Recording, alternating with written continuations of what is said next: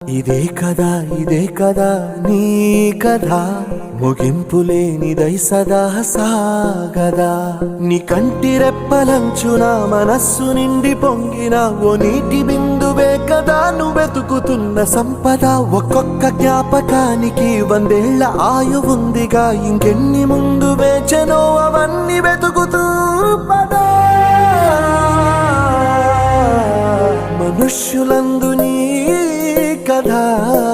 మహర్షిలాగా సాగదా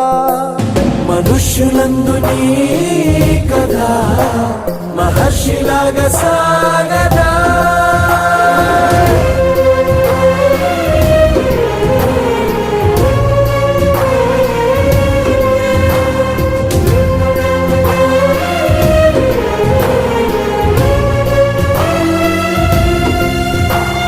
ఇదే